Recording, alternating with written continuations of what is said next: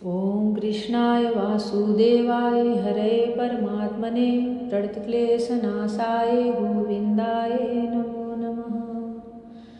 जय श्री कृष्णा। मेरी soul family आध्यात्म आपके अपने चैनल पर मैं नंदा आप सबका बहुत बहुत स्वागत करती हूँ।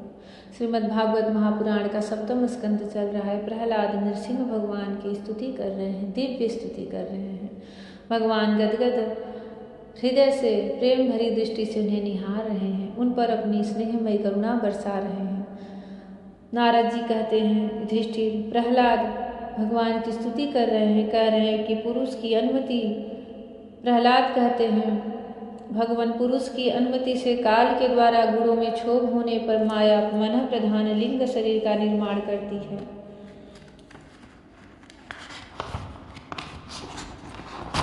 यह लिंग शरीर बलवान कर्ममय एवं अनेक नाम रूपों में आसक्त छंदोमय है। यही अविद्या के द्वारा कल्पित मन 10 इंद्रिय और 5 तन्मात्रा इन 16 विकार रूप आरोह से युक्त संसार चक्र है।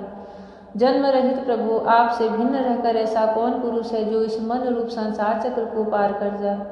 सर्वशक्तिमान प्रभु, माया इस 16 अरों वाले संसार चक्र में डालकर ईख के समान मुझे पेर रही है। आप अपनी चैतन्य शक्ति से बुद्धि के समस्त गुणों को सर्वदा पराजित रखते हैं और काल रूप से संपूर्ण साध्य और साधनों को अपने अधीन रखते हैं। मैं आपकी शरण में आया हूँ। आप मुझे इससे बचाकर अपनी सन्निधि में खींच लीजिए। भगवान, जिनके लिए संसारी लोग बड़े लालायित रहते हैं, स्वर्ग में मिलने वाली समस्त लोकपालों की वह आयु, लक्ष्मी और ऐश्वर्य मैंने खूब देख लिए। जिस समय मेरे पिता तनिक क्रोध करके हंसते थे और उससे उनकी भौहें थोड़ी टेढ़ी हो जाती थी, तब उन स्वर्ग की संपत्तियों के लिए कहीं ठिकाना नहीं रह जाता था। वे लुटती फिरती थी, किंतु आपने मेरे उन पिता को भी मार डाला। इसलिए मैं ब्रह्मलोक तक की आयु, लक्ष्मी, ऐश्वर्य और वे इंद्रिय भोग जिन्हें संसार के प्राणी चाहा करते हैं, नहीं चाहता, क्योंकि मैं जानता हूँ कि अत्यंत शक्तिशाली काल का रूप धारण करके आपने उन्हें ग्रस रखा है। इसलिए मुझे आप अपने दासों की सन्निधि में ले चलिए। विषय भोग की बातें सुनने में ही अच्छी लगती हैं, वास्तव में वे मृग तृष्णा के जल के समान नितांत असत्य है। और यह शरीर भी जिससे वे भोग भोगे जाते हैं, अगणित रोगों का उद्गम स्थान है। कहाँ वे मिथ्या विषय भोग और कहाँ यह रोग युक्त शरीर। इन दोनों की क्षणभंगुरता और असारता जानकर भी मनुष्य इनसे विरक्त नहीं होता। वह कठिनाई से प्राप्त होने वाले भोग के नन्हे नन्हे मधु बिंदुओं से अपनी कामना की आग बुझाने की चेष्टा करता है। प्रभु, कहाँ तो तमोगुणी असुरवंश में रजोगुण से उत्पन्न हुआ मैं, और कहाँ आपकी अनंत कृपा धन्य है। आपने अपने परम प्रसाद स्वरूप और सकल संतापहारी वह कर कमल मेरे सिर पर रखा है, जिसे आपने ब्रह्मा, शंकर और लक्ष्मी जी के सिर पर भी कभी नहीं रखा। दूसरे संसारी जीवों के समान आप में छोटे बड़े का भेदभाव नहीं है, क्योंकि आप सबके आत्मा और अकारण प्रेमी हैं।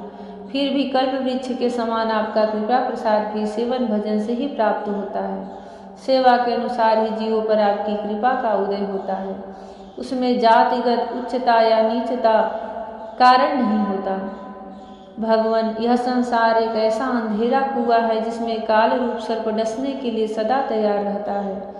विषय भोगों की इच्छा वाले पुरुष उसी में गिरे हुए हैं। मैं भी संगवश उनके पीछे उसी में गिरने जा रहा था, परंतु भगवान देवर्षि नारद ने मुझे अपना कर बचा लिया। तब भला मैं आपके भक्तजनों की सेवा कैसे छोड़ सकता हूँ। अनंत, जिस समय मेरे पिता ने अन्याय करने के लिए कमर कसकर हाथ में खड्ग ले लिया और वह कहने लगा कि यदि मेरे सिवा कोई और ईश्वर है तो वह तुझे बचा ले, मैं तेरा सिर काटता हूँ। उस समय आपने मेरे प्राणों की रक्षा की और मेरे पिता का वध किया। मैं तो समझता हूँ कि आपने अपने प्रेमी भक्त सनक आदि ऋषियों का वचन सत्य करने के लिए ही वैसा किया था। भगवान, यह संपूर्ण जगत एकमात्र आप ही हैं, क्योंकि इसमें आदि में आप ही कारण रूप से थे, अंत में आप ही अवधि के रूप में रहेंगे और बीच में इसकी प्रतीति के रूप में भी केवल आप ही हैं।